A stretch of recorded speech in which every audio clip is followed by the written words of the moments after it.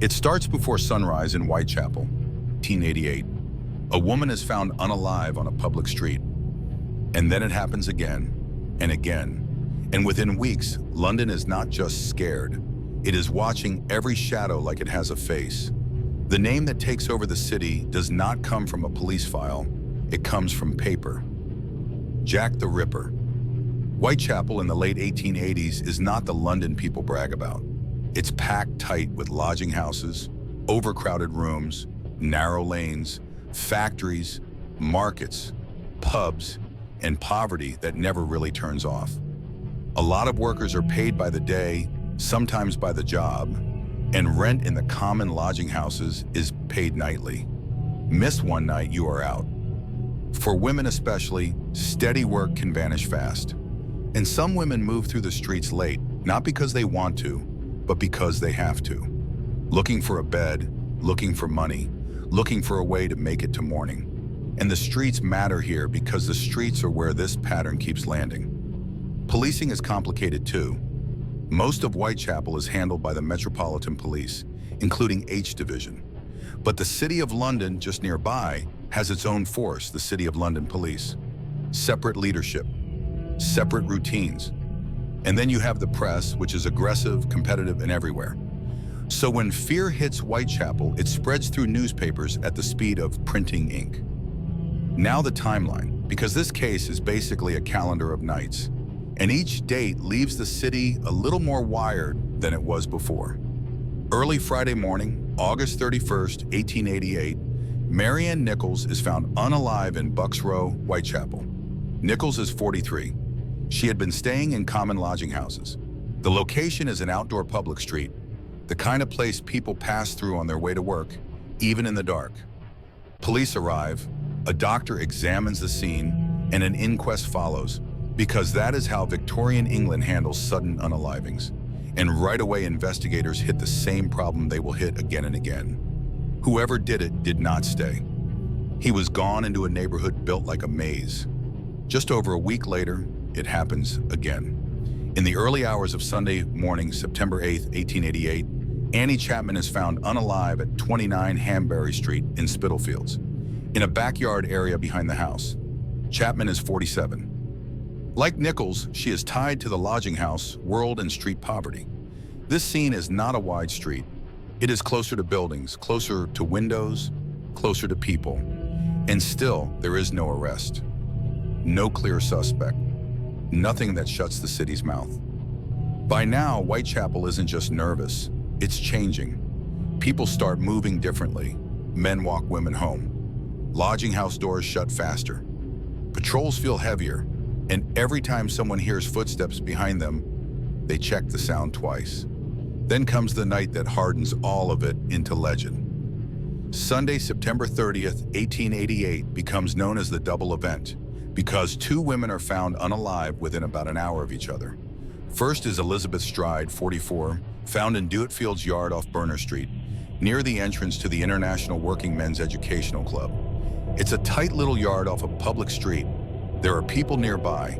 There are witnesses moving in and out of the area, and still the attacker slips away before anyone can stop him. Then, not long after, Catherine Eddowes, 46, is found unalive in Mitre Square, and Mitre Square is key for a different reason. It sits inside the City of London police jurisdiction. So now, two police forces are dealing with scenes that look connected, happening on the same night in different territories.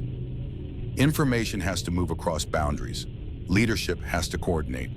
And the public is watching both forces like they are in competition.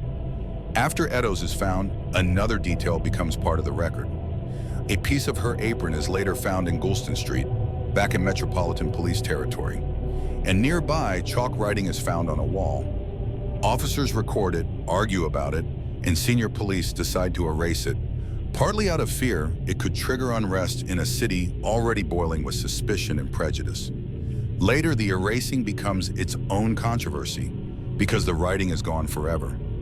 All that's left is what people said they saw, and the decision that removed it. So by early October, it's not just a man is doing this, it becomes a man is doing this and leaving the city messages. And that is gasoline on a fire, because the letters start coming. During this period, newspapers and police receive multiple letters claiming to be from the person responsible. One of the most famous is dated September 25, 1888, and later publicized. It begins, "Dear Boss," and it is signed with the name Jack the Ripper. That signature is what sticks. It spreads across headlines, across pubs, across street corners. And once the press has a name that sharp, it becomes a brand. Easy to print, easy to fear, impossible to put back in the box. Police receive many letters. Most are treated as hoaxes, and investigators are forced to spend time sorting real information from noise. But whether the letters were genuine or not, the impact is real.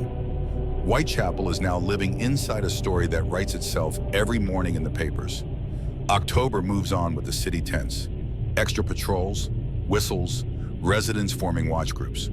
The Whitechapel Vigilance Committee becomes one of the most visible civilian responses, trying to organize patrols and pressure officials.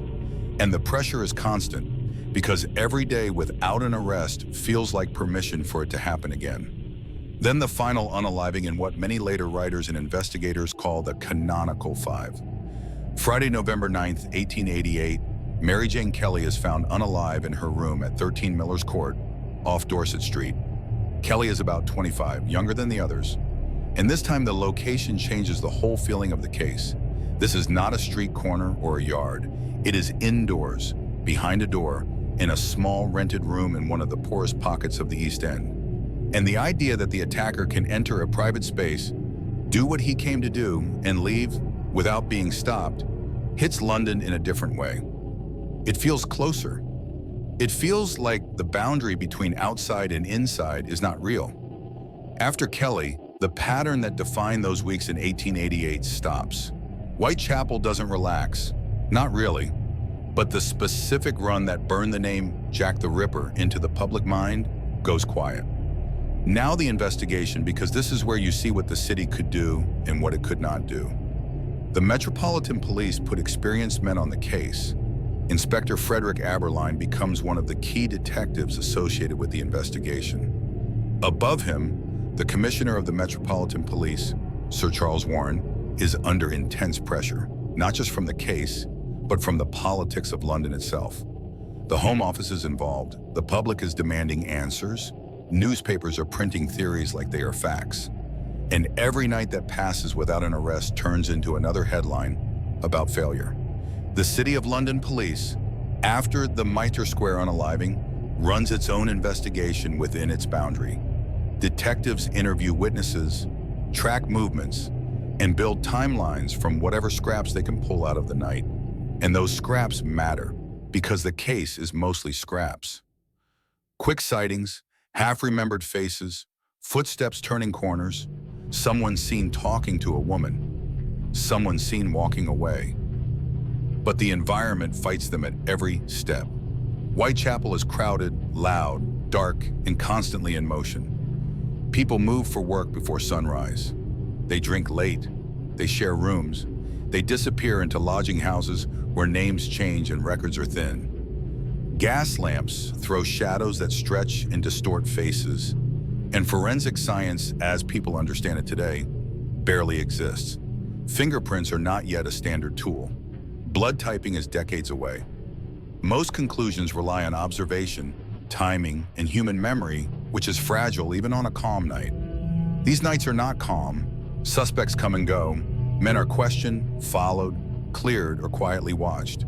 Some are arrested for unrelated offenses. Some leave the area. Some die. Later, investigators will point fingers at doctors, butchers, sailors, clerks, men with knives for work, men with mental illness, men with violent pasts. None of it locks into place. No one is charged. No trial ever happens. The case remains open by default, not because it is active, but because it was never closed. And the city slowly changes its focus. As winter sets in, other crimes take the headlines. Other fears move in. Whitechapel remains poor. Violence does not disappear. But the specific terror of those nights in 1888 fades into memory. The name, though, does not fade. Jack the Ripper becomes something bigger than a suspect. It becomes shorthand, a symbol, a way to talk about urban fear, about anonymity, about what happens when a city grows faster than its ability to protect the people at the bottom. Books are written, theories stack on top of theories, photographs are analyzed, letters are re-examined. Every generation tries again, convinced that with fresh eyes, they will be the one to finally see it clearly. But the core truth stays stubborn. The person responsible was never identified with certainty. The evidence was never enough. The streets swallowed him the same way they swallowed so many others who lived and moved through Whitechapel every night. What remains are dates on a calendar, names of women whose lives were already hard before they became headlines, police reports full of gaps, newspapers full of certainty that outpaced the facts. In a city that learned, briefly and violently, how thin the line can be between ordinary nights and history. Because Jack the Ripper was not caught, and that unanswered ending is the reason the story never really stops being told.